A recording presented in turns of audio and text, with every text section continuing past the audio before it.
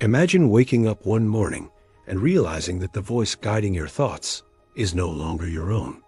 That your fears, your opinions, your beliefs were planted in you drop by drop without you noticing. Today, you're going to discover how entire populations can be shaped, controlled, and led to commit horrors, not through force, but through psychology. This isn't just history. It's a mirror. And what you're about to see in it may be more unsettling than you expect. It all starts with something simple: fear. Fear of uncertainty, of chaos, of losing control. When societies feel threatened by crisis, war, or injustice, they seek a savior. That's the perfect moment for a totalitarian leader to rise. A figure who promises order, purpose, and greatness. But that promise comes with a price. The leader doesn't just offer solutions. He demands devotion. And the masses, weary of fear, surrender their freedom for the illusion of safety. Hitler didn't conquer Germany with guns. He did it with emotions. He offered a humiliated nation pride, blamed a common enemy, and promised unity. It didn't matter that it was false. What mattered was that it made people feel alive and certain. Mass psychology works like an underground current, invisible but powerful. When a crowd moves as one, individuality dissolves. You stop being I and become we. That fusion creates emotional intoxication. It makes you feel righteous, strong, and safe. And when emotion takes control, reason disappears. As Gustave Le Bon said over a century ago, in crowds, the individual descends several rungs on the ladder of civilization.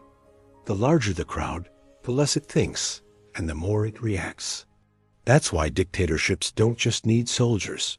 They need emotional crowds. Nazi rallies, Soviet parades, massive chants, these were not just political events. They were psychological rituals, carefully designed to trigger trance and collective euphoria. And once something feels sacred, it can no longer be questioned. Propaganda is the invisible architect of this trance. It doesn't persuade through logic. It programs through emotion. Repeat simple ideas filled with fear or hope until they become truth. The enemy is among us. Only the leader can save us. Doubt means betrayal.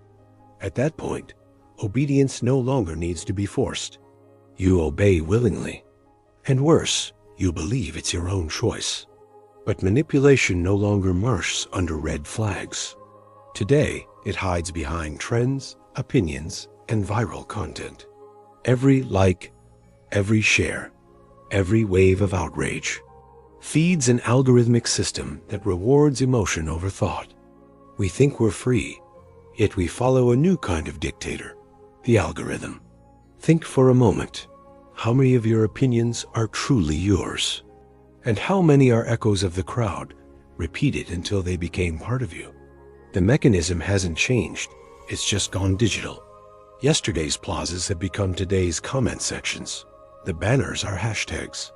The chants are posts. Erich Fromm warned after World War II, modern man has fled from freedom, because freedom means responsibility, and that's too heavy for many. It's easier to join the crowd than to think alone. And that's the dark truth. Totalitarianism may have fallen, but its psychological roots still live in us.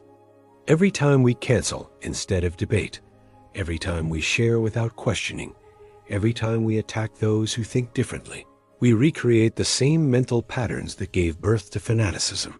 So the question remains, are we really free thinkers? Or just updated versions of the same old crowd? Perhaps the greatest danger isn't the authoritarian leader, but the masses who follow him blindly. Mass psychology reveals a chilling truth. You don't need to be evil to do evil. You just need to stop thinking. So next time you feel pressure to think, feel, or hate like everyone else, stop. Ask yourself, is this truly me, or am I just part of the herd? If this video made you think, give it a like, share your thoughts in the comments, and subscribe for more explorations of the human mind and society.